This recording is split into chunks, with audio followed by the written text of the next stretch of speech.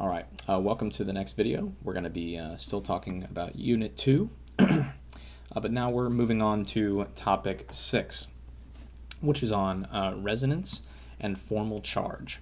Okay, so the learning objective for this topic is for you to be able to represent a molecule with a Lewis diagram. Okay, so we're still working with Lewis structures, except now we're going to be looking at a few special situations, a few special scenarios. The first one deals with this concept of resonance. Okay, so you need to be able to draw a Lewis structure that accounts for resonance between equivalent structures. Okay, so sometimes you can draw more than one Lewis diagram for a molecule that have equivalent structures, and so we're going to use this concept of resonance to sort of describe what's going on there.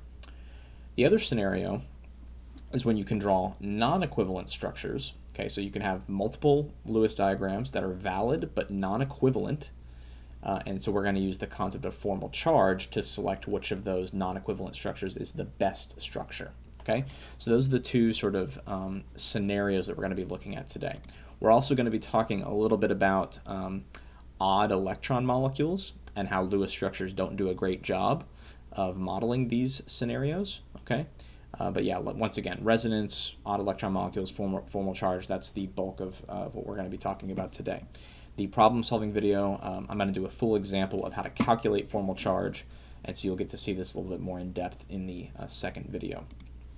Okay, so before we get into talking about what exactly resonance is, let's just look at an example. Okay, so let's look at the nitrate polyatomic ion, NO3, with a -1 charge. This Lewis structure should have a total of 24 valence electrons, right? 5 from nitrogen, 18 from 3 oxygens, so that's 23, plus 1 more for the -1 overall charge here, so 24 total electrons. And if you look at the Lewis structure I've provided here, this does indeed have 24 valence electrons. Okay, we've got 8 in the bonded pairs, plus, let's see, 6 here, 6 there, so that's what, 12 plus 8, that's 20, and then 4 more up here on this oxygen, so that's your total of 24. So this Lewis structure has the appropriate number of valence electrons, and it also obeys the octet rule. Each atom has, or feels like it has, 8 valence electrons, right? However, there's a bit of an issue here, okay? How would you know, right, if this was a problem that you were doing on your own, how would you know where to draw this double bond? Would you draw the double bond to this oxygen, or would you draw the double bond to this oxygen, or would you draw the double bond to this oxygen? Where does it go, right? And you might be thinking to yourself, well, is that really different, right? Because aren't you just like sort of spinning it around, like, 120 degrees and then another 120 degrees, and it looks the same either way? That's true, and that's kind of the point. Okay, what you have to keep in mind is that each of these 3 scenarios here, okay, these are 3 equivalent Lewis structures. Each of these 3 structures here is representing 3 physically different scenarios. Okay, this oxygen atom is a different physical object than this oxygen atom, which is a different physical object than this nitrogen atom.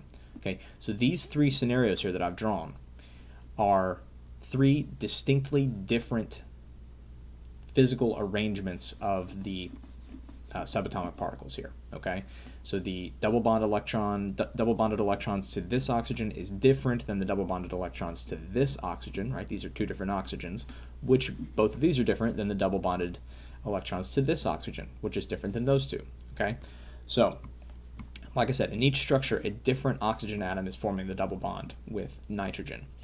So which of these 3 is correct?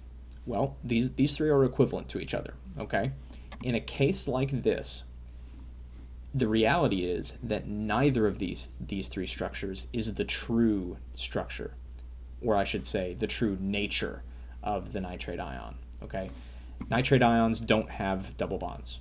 Okay, instead, the true nature of nitrate, the true structure of a nitrate ion, is the average of these 3 structures. Okay, and with traditional Lewis diagrams, it's sort of impossible to draw one structure that encapsulates that fact that it's an average. Okay, so this is what we do instead. We draw the three equivalent structures with these little arrows in between. This does not mean that the double bond is turning from this. It does not mean that we're going from this structure, hopping to this one, and then hopping to this one. That's not what it means. What it means is that each oxygen-nitrogen bond, instead of there being a double bond present, each oxygen-nitrogen bond is like 4/3 of a single bond. Okay, and that's kind of strange to think about, but consider it here.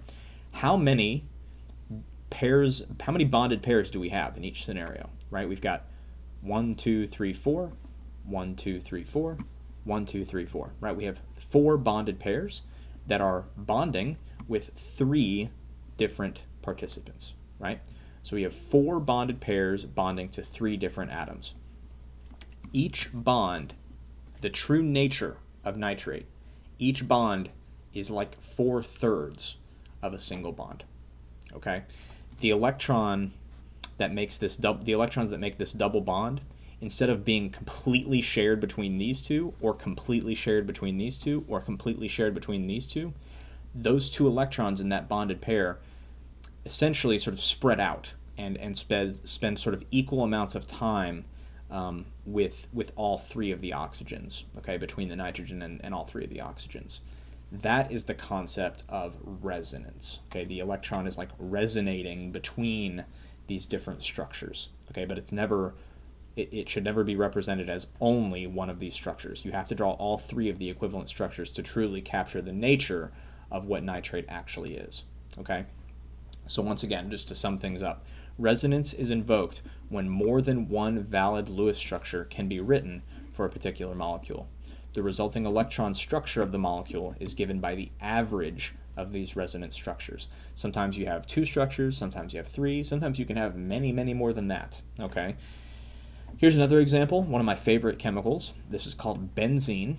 Okay, you'll notice over here that each atom has 8 valence electrons. We're obeying the octet rule, or the duet rule in the case of hydrogen. Okay, but when you look at benzene, right, the question is, where do the double bonds form? Do the double bonds form between these 2 carbons, or do the double bonds form between these 2 carbons, right? And so you can see that it's like it kind of alternates, right? Double, single, double, single, double, single, and then in the other structure it's single, double, single, double, single, double. These are 2 equivalent Lewis structures, and it turns out that the true nature of benzene is that all 6 of these bonds between the carbons are kind of like 1.5 of a single bond. Okay, there are no real double bonds. They're just all behaving kind of like 1.5 single bonds. Okay. Okay, so that's resonance. All right, and we'll practice this. How to recognize when resonance is needed, and then how to draw all 3 of the structures so that you can accurately portray the real nature of the reality that's going on there. Okay, quick note on odd electron molecules. So this is like a restriction of Lewis structures. Occasionally, molecules will form that contain odd numbers of electrons, and as you can imagine, okay, Lewis structures are incapable of dealing with a molecule like that. So look at this example here: nitric oxide. Okay, 1 nitrogen, 1 oxygen. That's 5 plus 6 valence electrons for a total of 11.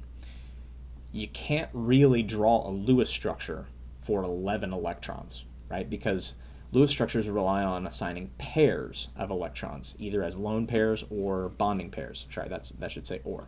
Okay, lone pairs or bonding pairs. So if you have an odd number of electrons, you can't draw a Lewis structure for that. You're going to have 1 left over. Okay, and so you can see how they've tried to depict what's going on here.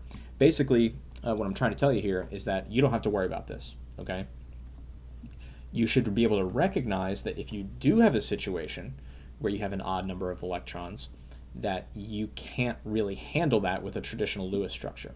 You're going to have an odd electron left over. Sometimes that's called a free radical. Okay, so if you've ever heard of that term, sometimes that gets bandied about in the news. Sometimes, like free radicals or whatever. long story short, you don't really have to worry about that too much. Just be aware that if you do encounter a situation like that, you shouldn't try to draw a traditional Lewis structure for that. You need some sort of more sophisticated model like one of these two drawings here in order to deal with that. Okay? All right. The last topic for today is the concept of formal charge. Okay? So with resonance, we were looking at situations where you can draw more than one equivalent Lewis structure. Okay, they all look the same, right? It's just sort of turned around by 120 degrees. Well, sometimes, especially with central atoms that can exceed the octet rule, like sulfur, sometimes you can draw more than one valid Lewis structure, and the structures are non-equivalent. Okay, so they're not the same sort of structure. There's fundamental differences between the different Lewis structures that you can draw that are still valid. Okay, and once again, this happens primarily with central atoms that can exceed the octet rule. Okay, so look at this example down here with the sulfate polyatomic ion. When we did this in class, I remember doing this in class. I can't remember who asked. I think it might have been Alex, maybe somebody else asked about the sulfate polyatomic ion. Okay, and this is the structure that I came up with on my piece of paper. Okay, it definitely obeys the octet rule. Okay, and it has the correct number of valence electrons. It obeys the octet rule. Everything's good. Well, turns out that sulfur is one of those atoms that can exceed the octet rule. Okay, so another valid structure that you could draw for sulfur or for the sulfate polyatomic ion is this. Okay, now sulfur has 12 valence electrons in this situation, but this is a possibility. Okay, this is one of those exceptions to the octet rule that you hopefully looked at in your homework assignment between last class and when you're watching this video. So when you have two structures like this that are both valid but are not equivalent, we need some sort of tool to help us decide which one is the better one. Okay, because once again, these are both valid. Okay, sulfur really can disobey the octet rule and does fairly often. Okay, so how do we decide which of these is better? Well, this is where we need to use the concept of formal charge. Okay, so in order to determine which structure more accurately reflects the true nature of the sulfate ion, we must investigate each structure more thoroughly. Calculating the formal charge on each atom in the structures will give us an idea about which structure is a better model of the sulfate ion. Okay, formal charge, this is not that hard. Okay, formal charge is just the difference between the number of valence electrons on the free atom, if it wasn't involved in a molecule, and the number of valence electrons assigned to the atom in the molecule. Okay, so it's the difference between sort of a free sulfur atom. So let's say we're talking about sulfur. Okay, it's the difference between the number of valence electrons on a free sulfur atom versus the number of valence electrons it's assigned when it's in the molecule, in the structure. Okay, the structure with formal charges closer to 0 on all the atoms is the model which most accurately reflects the true nature of the molecule. Okay, so let's look at an example. And once again, the problem-solving video is going to go way in depth on calculating formal charge. I'm going to do a full example of calculating formal charge in the problem-solving video. We're just going to get a brief look at it here in this video. So, to calculate the formal charge on an atom, you need to know two things. What is the number of valence electrons on the free neutral atom?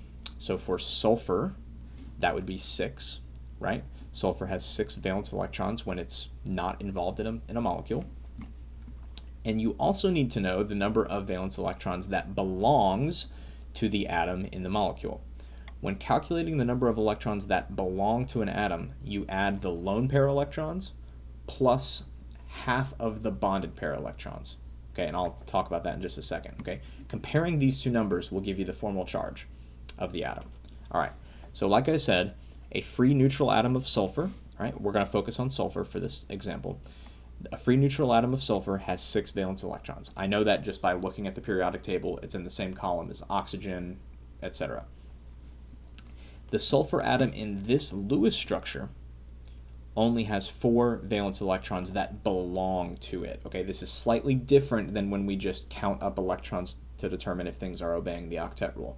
Okay, specifically for formal charge, when you're trying to figure out how many valence electrons belong to the atom, okay, you count up all the lone pairs. Sulfur doesn't have any lone pairs, but then you only count half of the bonded pair electrons. Okay, so I know that if we were just talking about obeying the octet rule, sulfur would have 8, right, because it's got 4 bonded pairs.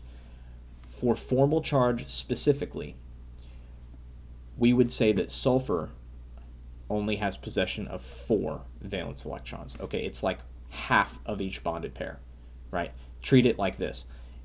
Each of these bonded pairs, 1 electron belongs to sulfur, 1 electron belongs to oxygen. Okay, that is the way that you treat it specifically when talking about formal charge.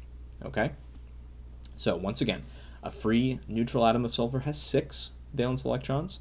The sulfur atom in this Lewis structure, according to that rule, only has 4.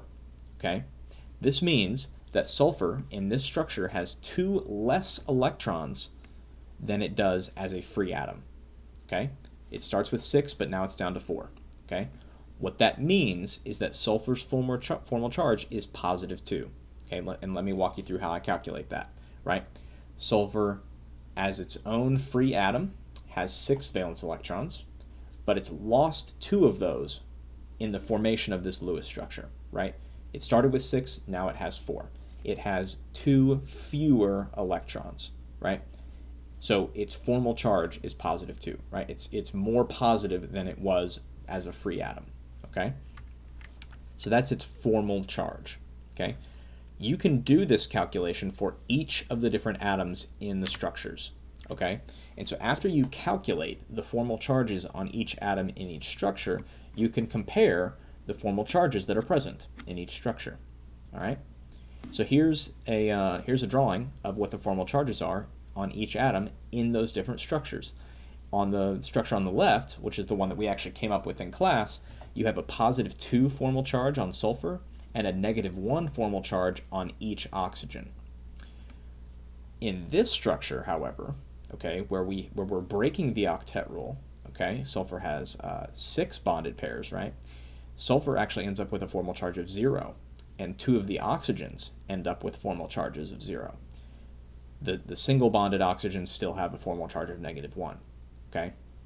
So when you're selecting the most appropriate structure to use, right, it's sort of a battle between these two, right? Which of these non-equivalent structures are we supposed to use?